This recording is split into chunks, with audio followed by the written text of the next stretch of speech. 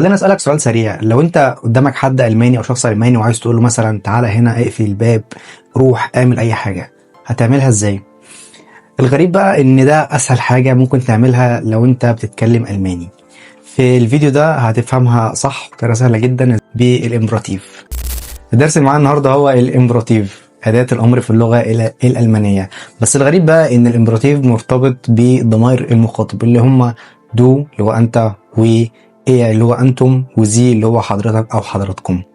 لو فهمت التلاتة دول هتفهم جزء كبير جدا من الكلام اليومي في الألماني. نبدأ بأول ضمير معانا، وده أسهل ضمير وأكتر ضمير بنستخدمه في الامبراتيف، وهو ضمير دو اللي هو أنت. دو أنت.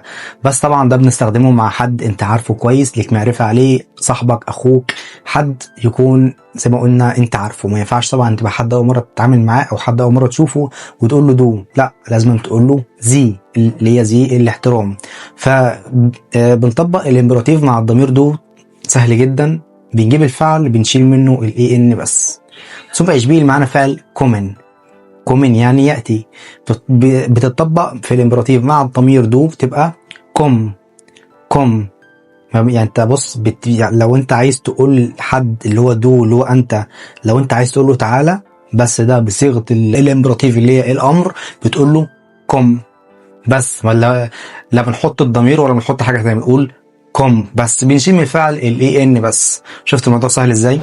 فبناخد افعال تانية معانا ثم يشبيه معانا فعل جين. جين يعني يذهب، تطبق في الامبراتيف مع الضمير دو تبقى جي. جي يعني اذهب.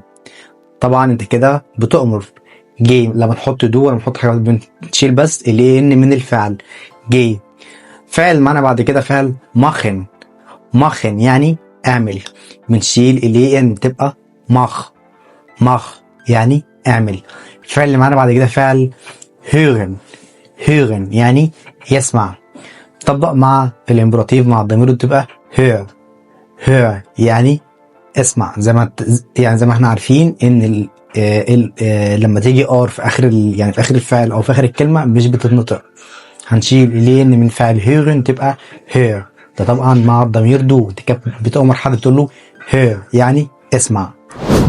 طيب خلينا ناخد جملة صغيرة نطبق فعل مع جملة عشان نبقى برضو طبقناها مع الفعل وطبقناها مع جملة صغيرة. ثم يشبيه الفعل لينن. لينن يعني يتعلم. لو عايزين نطبقها مع الضمير دو اللي هو انت، يعني انت بتأمر حد بتقول له اتعلم، ثم يشبيه لين دوتش. لين دوتش يعني اتعلم ألماني. طيب نيجي مع الضمير اللي بعد كده اللي هي ايه اللي هو انتم. ايه اللي هو انتم. فعل كومن بنشيل الاي ان ونحط تي. بنشيل الاي ان من الفعل ونحط تي، هتبقى بدل ما نقول كومن تبقى كومت. كومت يعني انتم تعالوا. فعل معانا تاني فعل جين. جين يعني يذهب. بدل ما تبقى جين هتشيل الاي ان ونحط تي، هتبقى جيت. جيت. فعل مخن. بدل ما يبقى فعل مخن بنشيل الاي ان ونحط تي. ثم يشبيه عايز اقول لهم يعملوا ده هتبقى مختص. مختص يعني اعملوا ده.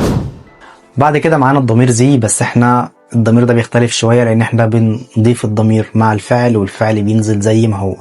زي الاحترام. لما تيجي تكلم حد بشكل رسمي وعايز تأمره بشكل رسمي بتقول له ثم يشبيه كومن زي. كومن زي يعني تعالى حضرتك. في الامبراتيف لما نيجي نطبق الامبراتيف مع الضمير زي الاحترام حضرتك او حضراتكم، بنضيف الفعل زي ما هو ونحط زي في الاخر. ثم يشبيه زي ما قلنا كومن زي. كومن زي او جين زي. جين زي يعني امشي او اذهب. فعل تاني ماخن زي. ماخن زي يعني اعمل حضرتك او اعمل ده حضرتك. طيب جملة صغيرة لو انت عايز تقول لحد تأمر حد ان هو يسمع، ثم يشبيه تبقى hören Sie bitte. hören Sie bitte يعني اسمع حضرتك.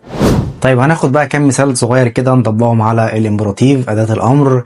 لو انت قدامك حد وعايز تقول له تعالى هتقول له ايه؟ تقول له come here. come here يعني تعالى هنا. بس انت كده بتصرف مع الدو اللي هو انت. مع الضمير زي اللي هو الاحترام تبقى kommen Sie bitte. kommen Sie bitte يعني تعالى حضرتك. مع الضمير ايه اللي هو انتم ثم يشبيه kommt schnell. kommt schnell يعني تعالى بسرعة. مثال تالت lernt Deutsch. lernt Deutsch الكلام بتقول يعني مثلا لكذا حد قدامك اتعلموا ألماني، مع الضمير أنتم زي ما اتفقنا بنشيل ال en ونحط t تبقى lernt Deutsch.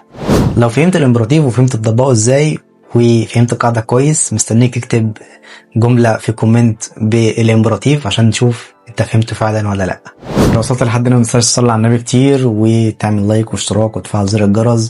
ولو عايز تتعلم ألماني بطريقة سهلة وسلسة متنساش تبعت رسالة على رقم الواتساب في الوصف. وسلام.